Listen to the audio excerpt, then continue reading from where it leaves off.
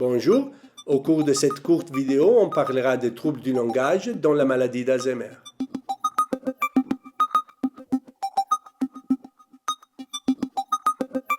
Mon père a de plus en plus la difficulté d'exprimer des mots et de comprendre ce qu'il dit. Même moi, quand j'essaye de lui parler, il ne me comprend pas. Est-ce qu'il y a d'autres moyens de rentrer en communication avec lui que par les mots? Ouais, c'est vrai que les patients conservent la capacité de répondre aux sollicitations externes de l'environnement, et ceci même dans les stades avancés de la maladie. Alors bien entendu, dans ces stades plus avancés, le patient ne pourra plus répondre par la parole, par le langage. Malheureusement, à ces stades avancés de la maladie, généralement les patients ils ont perdu la quasi-totalité de leur vocabulaire. Le langage se limite à quelques mots isolés, voire un jargon qui est peu compréhensible, un peu comme ce que vous rapportez de votre papa. Alors, ils vont répondre aux sollicitations de manière non verbale. Ils vont plus répondre par le regard, par la tonalité de la voix, par des gestes. C'est plutôt par une communication qui va être non verbale. Ce qu'il faut également réaliser, c'est que les patients, malheureusement, au fur et à mesure de la maladie, vont perdre la capacité de comprendre. Alors, ils vont encore comprendre certaines choses. Par exemple, par rapport au langage, ils vont réussir à continuer à avoir la signification de la tonalité de la voix. Distinguer si quelqu'un leur parle avec un ton irrité ou si quelqu'un leur parle avec un ton qui est doux et apaisé.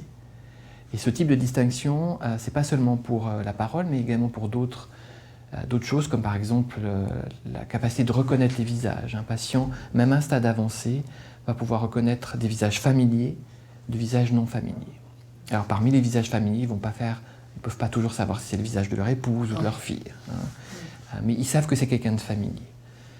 Ce qui est également important chez ces patients-là, c'est tout ce qui passe par ce qui est tactile, le toucher, les caresses. Oui, souvent, j'ai remarqué que quand il est agité, qu'il est dans son monde, ou qu'il est occupé, des fois il remonte et descend sa couche.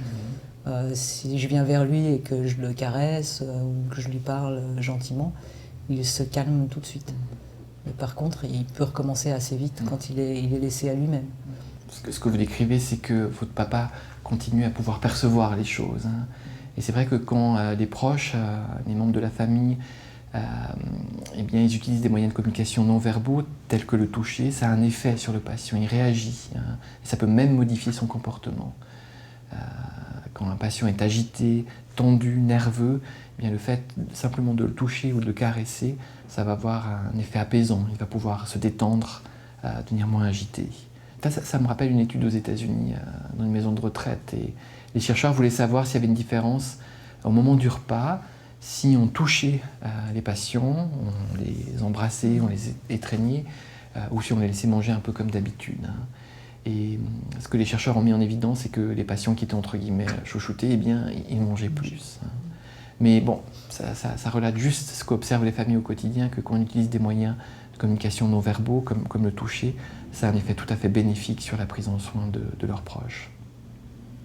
Vous pouvez visionner l'ensemble de nos vidéos en cliquant sur les signets situés en haut à droite. Sinon, vous pouvez me contacter à l'adresse qui s'affiche en bas de l'écran.